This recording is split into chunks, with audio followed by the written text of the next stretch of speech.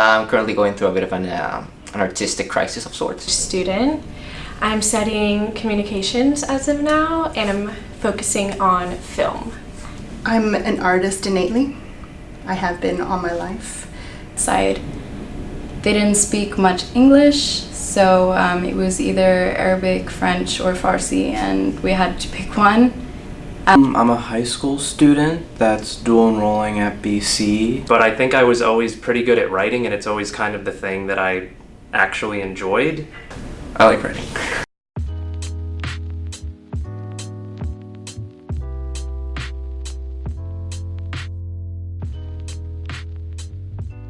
So I always knew I wanted to go into oil painting at some point. I always thought of it as like when I retired. Things I didn't want to, but for the most part it was always me playing games or watching movies or reading comic books and thinking, I like this a lot and I want people to know how I feel about this, so I want to write something about this, and so I found myself writing about a lot of quote unquote trivial things. Harmony between both, and capturing, still life next to like nature, and just like the paradox and like dichotomy in both, I think is always a theme, not only in my photography, but even when I'm like walking down the street or whatever, I'm always just like observing. Like that structure is just like built in the middle of nature and things are still going on around it. I always find interest in that. I've been always into comic books. That's like my first love, for as nerdy as that sounds. And eventually I became aware that those guys had like a penciler that did all the drawing traditionally. And then you have a colorist that may be traditional, may be digital. And once I knew that, and I knew what could be done with digital art as a supplemental medium, I got hooked.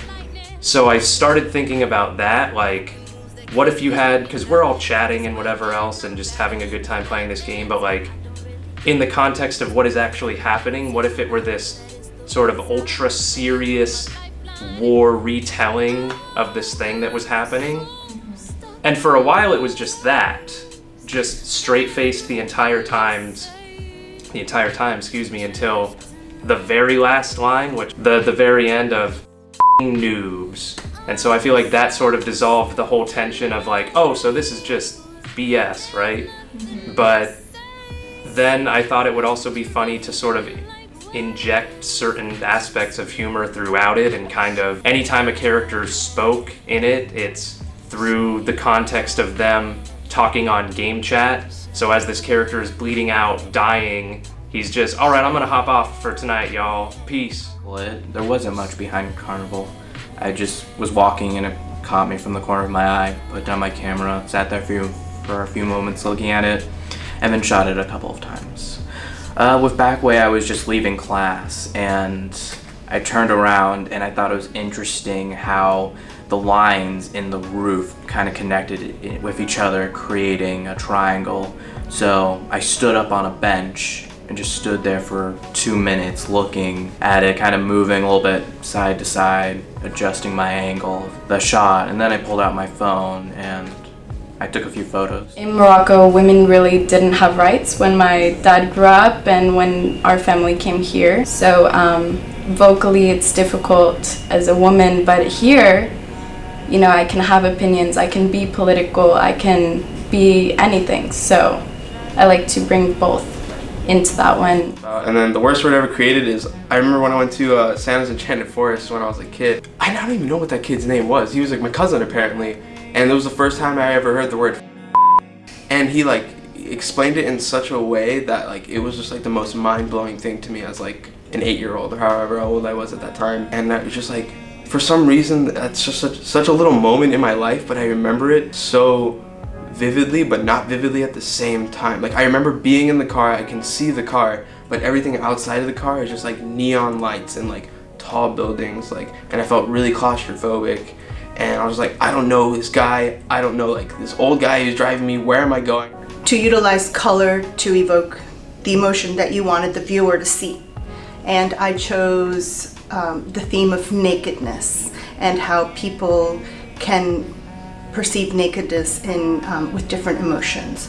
So my first two pieces actually support Sublime as the third and final piece, and it's meant to be that way, where Sublime is last, and it is the climatic point that I wanted to showcase. As both partners with their eyes closed, and it's done in golds and baby blues, so it's a very peaceful act, and she's not even aware of the viewer. She doesn't care. She's in a peaceful place with the person that she trusts. Alienation, a little bit, like, because in the story the main character, me, kinda, yes, is in a new environment. This is her first time seeing snow, for example. She is actually, like, it's in Virginia. It takes originally place in Virginia. I didn't want to say, like, Virginia, but, like, yeah. And my feeling when it kind of depicts the story of when I actually, like, met my father here, because that's the reason why I came to this country, because I was in a tropical island. I lived in Dominican Republic. And I came to this country to meet him after I don't know how long, I forgot exactly how much. And yeah, we hadn't really gotten in contact much.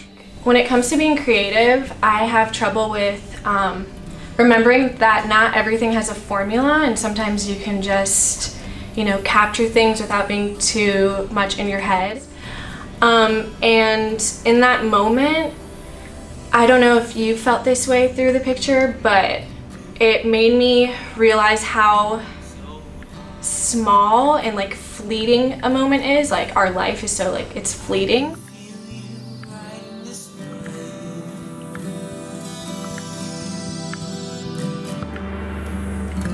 See you in